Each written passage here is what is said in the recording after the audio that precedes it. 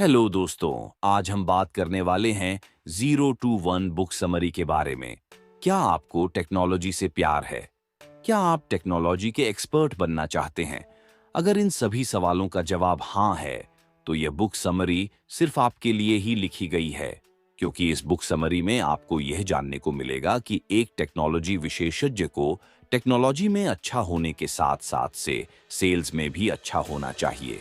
साथ ही आप यह जानेंगे कि अगर आपको मार्केट में अपनी पकड़ बनानी है, तो आपको उसमें अपनी मोनोपोली शुरू करनी होगी। ये बुक आपको सिखाएगी कि कुछ नया खोजकर आप 0 से 1 तक जा सकते हैं। इस किताब में आपको 0 से शुरुआत करने की प्रेरणा मिलेगी और बताया जाएगा कि किस तरह से आप 0 से शुरुआत करके भी बहुत आगे निकल सकते हैं। साथ ही इस किताब में आपको सिलिकॉन वैली के बारे में भी जानने को मिलेगा।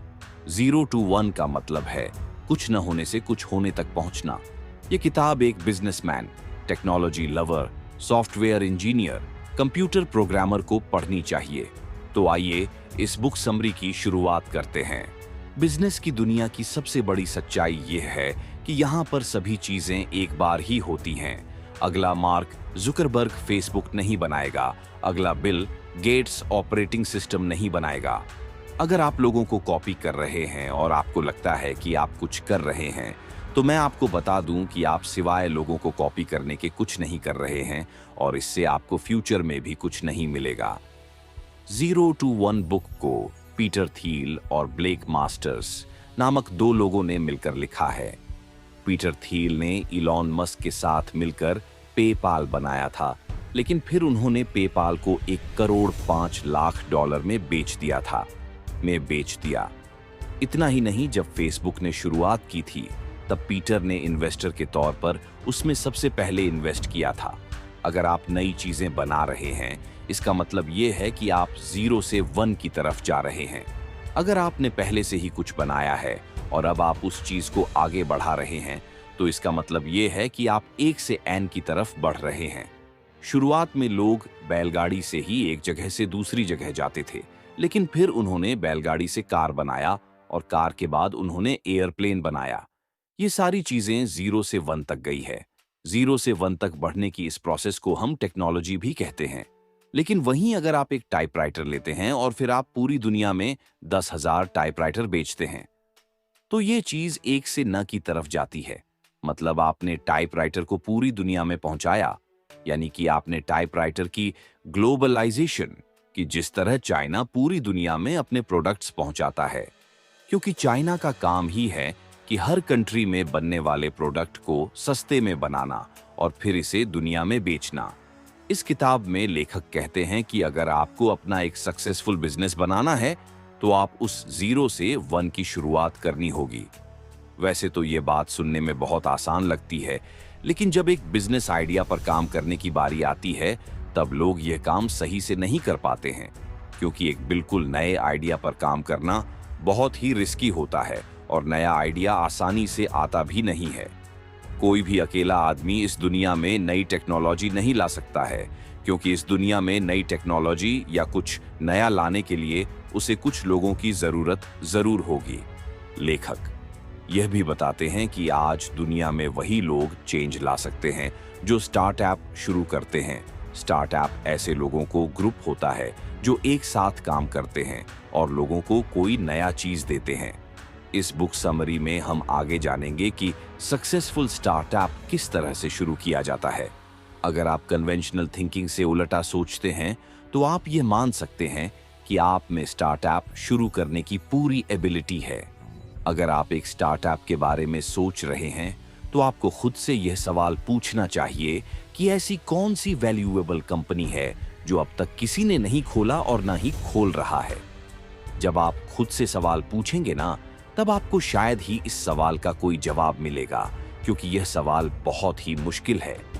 ऐसा हो सकता है कि जो आपने सोचा है उससे आप अपने कस्टमर को तो वैल्यू प्रोवाइड कर पा रहे हैं, लेकिन उस आइडिया से आपको कोई वैल्यू नहीं मिल रही है, तो ऐसे में अपना बिजनेस शुरू करना बेकार है। ऐसा इसलिए है क्योंकि वैल्यू क्रिएट करना और वैल्यू कैप्चर करना दो अलग अलग बातें हैं। चलिए इस चीज को एक एग्जाम्पल से समझते हैं। यूएस का ऑनलाइन बिजनेस अपने कस्टमर को हर साल बिलियंस में सर्विस प्रोवाइड करता है। साल 2012 में जब एयरलाइन की टिकट $178 थी, तब एयरलाइंस थी, तब उन्होंने हर पैसेंजर से सिर्फ 37 सेंट कमाए थे। और इसी साल एयरलाइंस ने $160 बिलियन का प्रॉफिट किया था। अगर आप एयरलाइन की इस कमाई को गूगल के कमाई से कंपेयर करेंगे, तो उस समय गूगल ने सिर्फ 50 मिलियन ही कमाया था, लेकिन फिर भी उन्होंने 21% का प्रॉफिट कमाया था, जो कि एयरलाइंस के प्रॉफिट के 100 टाइम्स ज्यादा था। लेखक तो इतना कहते हैं कि अगर आप उस साल सारे एयरलाइंस को मिला भी दे, तब भी वह गूगल के प्रॉफिट तक ही 3% तक पहुंच पाएंगे। लेखक का कहना है कि ऐसा इसीलिए है क्योंकि एयरलाइंस एक दूसरे से कंपटीशन करते हैं, लेकिन गूगल ने मार्केट में अपना अकेला मोनोपोली तैयार किया है। एक परफेक्ट कंपटीशन मार्केट में सारे प्रतियोगी एक दूसरे की कॉपी करते हैं और एक ही तरह के प्रोडक्ट बेचने में लगे रहते हैं, लेकिन मोनोपोली में लोग अपने प्रोडक्ट को यूनिक बनाते हैं।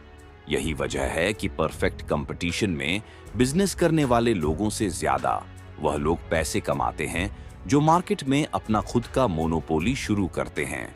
एक परफेक्ट कंपटीशन बिजनेस में कोई भी प्रॉफिट नहीं कमाता है, लेकिन एक मोनोपोली बिजनेस में बिजनेसमैन अपने बिजनेस को अच्छा बनाने के लिए झूठ भी बोलता है।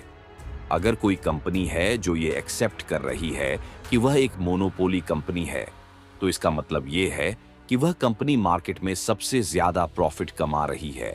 और अगर ये कंपनी सरेआम ये बात कह दे कि वह एक मोनोपोली कंपनी है, तो गवर्नमेंट उनके ऊपर अलग अलग पॉलिसी लगा देगी। इसीलिए इन पॉलिसी से बचने के लिए ज्यादातर कंपनीज कभी भी यह रिवील नहीं करती कि वह एक मोनोपोली कंपनी है। अगर आप गूगल की ही बात करें तो गूगल कभी भी सामने से यह नहीं कहता कि वह एक मोनोपोली कंपनी है। लेकिन अगर आप ध्यान देंगे तो दुनिया में जितने भी लोग हैं, वह सारे लोग चीजों को सर्च करने के लिए गूगल का ही इस्तेमाल करते हैं, ना कि किसी दूसरे सर्च इंजन का। तो ऐसे में देखा जाए तो गूगल की मोनोपोली हर जगह है।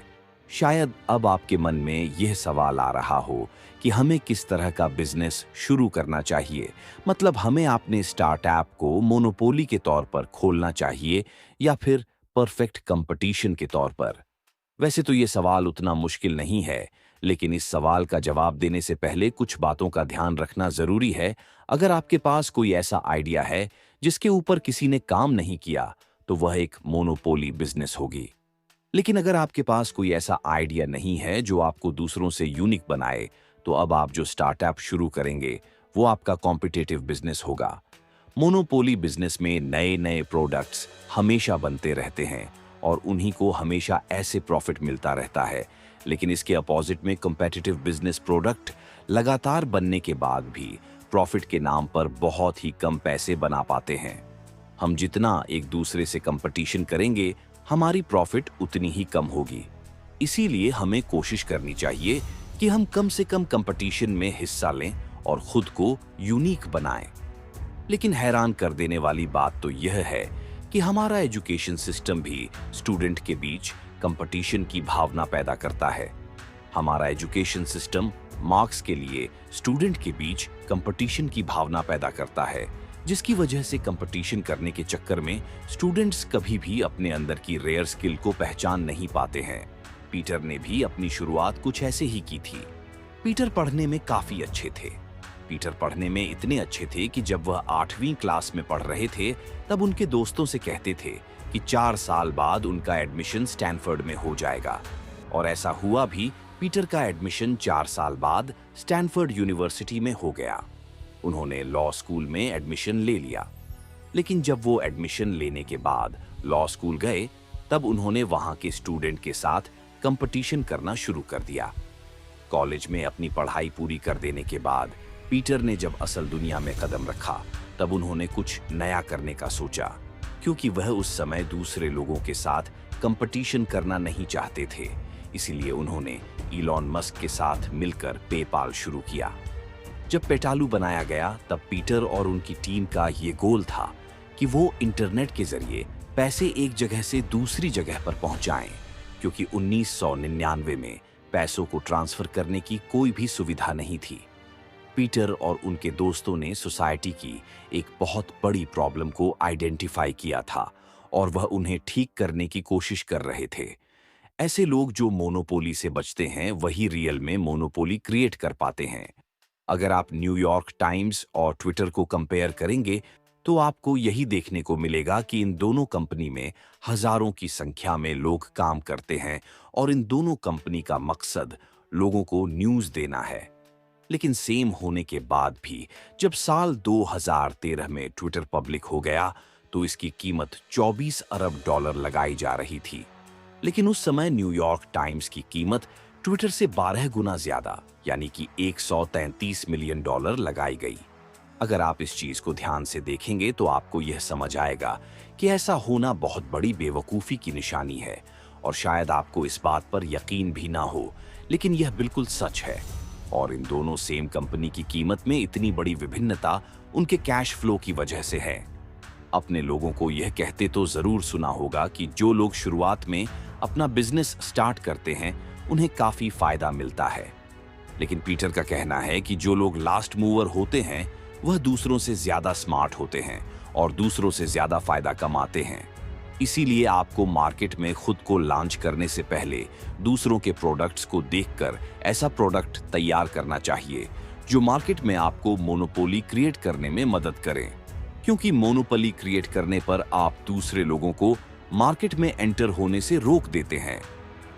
मोनोपोली बिजनेस में 4 चीजें देखने को मिलती हैं: proprietary technology, network effects, economics of scales और ब्रांडिंग। अगर आप मार्केट में अपना मोनोपोली बिजनेस शुरू करना चाहते हैं तो आपको बस कुछ बातों का ध्यान रखना है।